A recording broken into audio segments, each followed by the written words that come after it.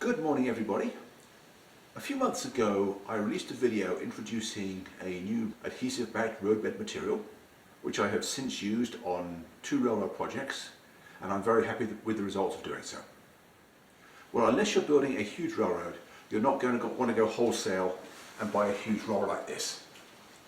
And smaller rolls from retailers are a lot more expensive, costing many times as much per square foot. So that is why I've decided to sell it through my web store, already pre-cut into individual strips, already the correct width, just like this one. I will put a link in the description below. In addition to having many advantages over its normal alternative cork, it is also significantly cheaper.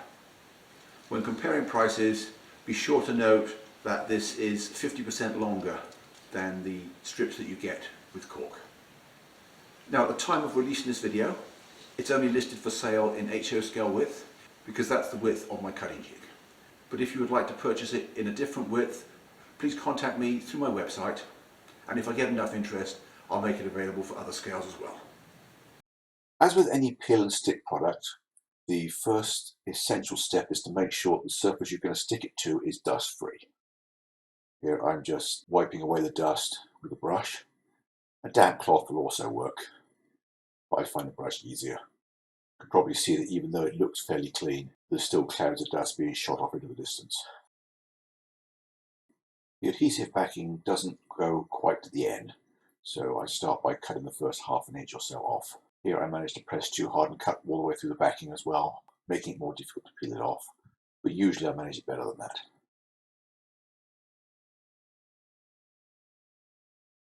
Now I'm just positioning it from one end.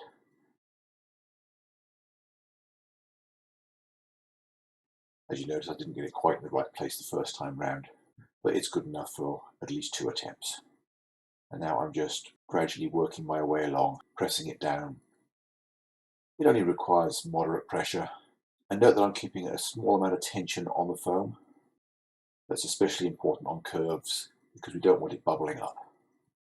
On the other hand, obviously, you don't want to put it too tight so that it tries to cut the corners.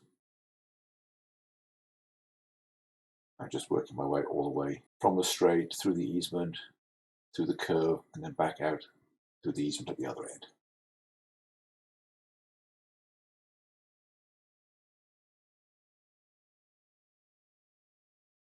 And after cutting the other end off as well, now I'm just burnishing it down with a wood block. You don't want to use your fingers for that, because if you're not careful it will burn. A smooth, hard object such as a scrap of wood is far better.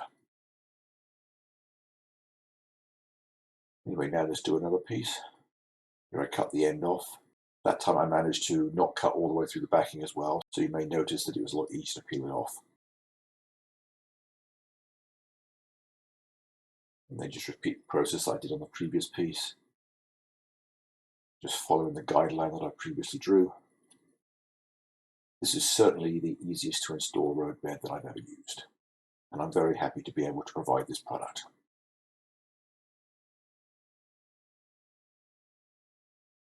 Although it's possible to cut a wider piece to go into turnouts, it's much easier just to do it by placing one strip alongside the other. Just cut a fine angle on the end of it, the craft knife and a straight edge. Don't throw away that triangle because that's good for another turnout. And then just eyeball it into position. It doesn't have to be exact, because anything that sticks out too far to be hidden by the ballast, you just cut it off once the turnout's been laid.